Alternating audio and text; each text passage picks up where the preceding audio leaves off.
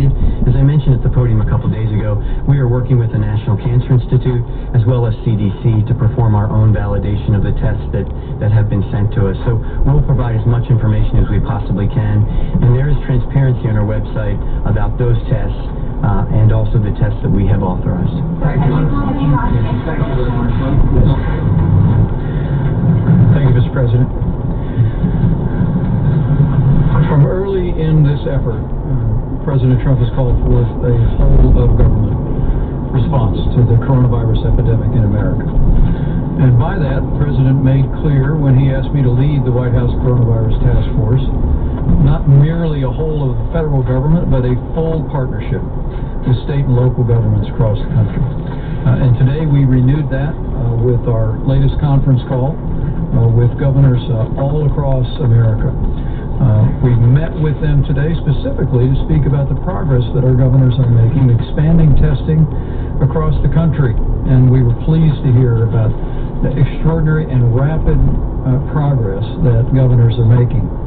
At the outset of the call, where we had more than 50 of our nation's governors, we of course had Pete Gaynor of FEMA report on progress. More than 35,000 National Guards stood up, 5,000 active duty military deployed in 10 states. And we were also pleased to report that FEMA, HHS, and the private sector have coordinated the delivery of shipments to states around the country, including nearly 67 million N95 masks, 105 million surgical masks, surgical gowns, shields, gloves, more than 10,000 ventilators, and more than 8,000 federal field medical station beds. Beyond the report that we provided to the governors, we assured them that at the President's direction, this is one team, one mission.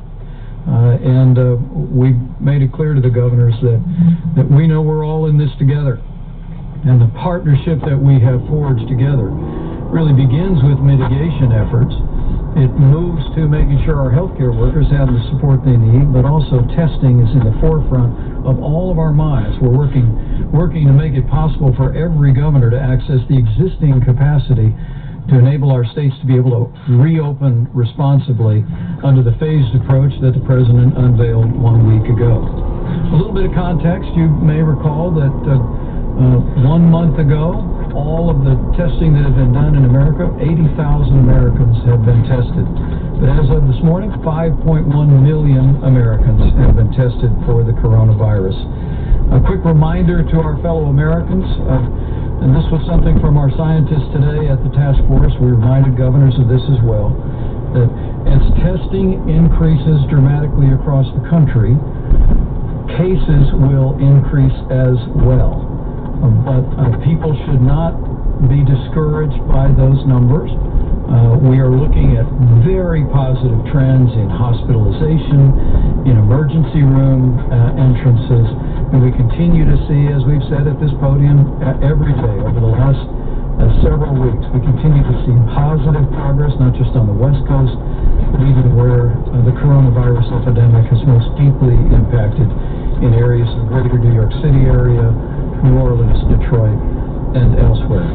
On our nearly 2-hour phone call today with those governors, we heard of the progress governors were making in implementing the resources that we've been working to provide them, not just medical equipment, but also, as you recall, that map a week ago that showed where all of the equipment is all across the country in all 50 states. Governor Cuomo joined us for the call today. He spoke favorably of his meeting here at the White House, Mr. President, and his recognition that testing is a partnership between the federal and state governments. As Governor Cuomo said today, he understood that the federal government works with national manufacturing and supply chain, and the governors deal with the labs to expand and implement testing at the state level. Governor Cuomo also explained how he's using his licensing authority as a governor to stand up the more than 300 labs that can do coronavirus testing in the state of New York, and we congratulated him for his leadership in that and urged other governors to use their authority similarly. In Tennessee, Governor Bill Lee told us that he's deployed the National Guard to stand up more than 20 drive-through test sites. They're testing 10,000 people a day have already tested more than 130,000 people in Tennessee, and they expect to surge another 15,000 people in testing sites this weekend in Tennessee. Massachusetts is an area we're continuing to watch very closely as cases have not yet stabilized, and Governor Charlie Baker, after he thanked us, Mr. President, for the Army Corps of Engineers deployment of 4 field hospitals, he described how they have rapidly expanded.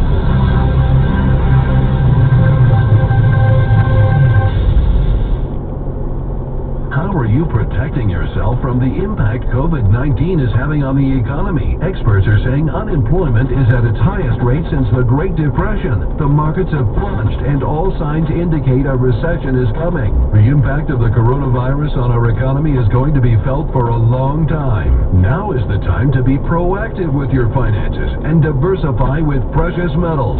Savvy investors are turning to gold to hedge against a stock market collapse and protect them well into the future. Noble Gold is a leader in this conservative financial strategy, offering extensive education, patient counsel, and expert guidance by phone. We can help you roll your existing IRA into a precious metals IRA in 3 easy steps. There's no time to waste. Go to noblegoldinvestments.com to download our guide to learn how you can protect your retirement with precious metals. That's noblegoldinvestments.com. Noble Gold Invest.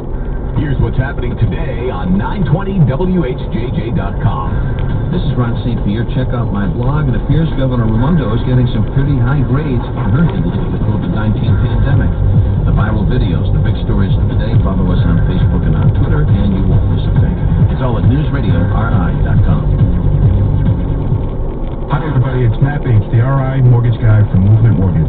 Me and my team are here to help you with all your real estate mortgage needs. With rates being so low, there's no better time now to buy, refi, or renovate. Visit the RIMortgageGuy.com, again the RIMortgageGuy.com, where you can learn about the mortgage process, apply right online, and contact me with any questions you might have. Take advantage of these amazingly low rates by visiting the RIMortgageGuy.com. Again, that's the RIMortgageGuy.com. Portions of the following program are pre-recorded. We want to help with a chance at $1,000. Text the nationwide keyword LOVE to 200-200. You'll get a confirmation text and info.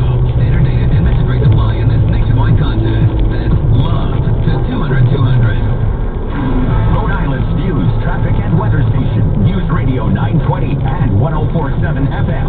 WHJJ, Providence, an iHeartRadio station. I'm Jim Gagliardi, News Radio 920 and 104.7 FM. Here at the top of the stories we're following. 13 more people have died from COVID-19, bringing the death toll in Rhode Island to 202. 437 new cases brings the total number statewide to 6,699. Additionally, there are 267 people hospitalized, including 77 in intensive care, 48 on ventilators. It's official, the spring school sports season canceled because of COVID-19. Rhode Island Interscholastic League says if students can't return to school, they can't return for sports. The league spokesman says, while there are protocols for many situations, there's simply no playbook to follow for dealing with a global health crisis. Governor Raimondo announcing yesterday school buildings will remain closed for the rest of the academic year. Remote learning will continue because of the pandemic. A protest rally dubbed Reopen Rhode Island planned in Providence. It's to voice opposition to continued coronavirus restrictions. Organizers say it will be a peaceful social distancing event, urging Governor Raimondo to lift restrictions as soon as possible. Rally planned for 1 p.m. tomorrow on the State House lawn. Get news 24/7 on demand at newsradioonline.com. It wasn't serious. I'm Lisa Lacera, Fox News. President Trump walking back comments made yesterday about a possible treatment for COVID-19. President Trump said he was merely joking when he suggested on Thursday that scientists and infectious disease experts should consider exposing the body to light, heat, and disinfectants as the possible treatment for coronavirus. I was asking the question sarcastically to reporters like you just to see what would happen. The president's remarks on Thursday were widely panned by medical experts, elected officials, and private companies who warned Americans not to ingest chemicals. The president's former FDA administrator, Scott Gottlieb, says there is no circumstance where an individual should inject themselves with a disinfectant. In Washington, John Decker, Fox News. President with the comments during the signing ceremony for the next phase of the coronavirus stimulus package, where he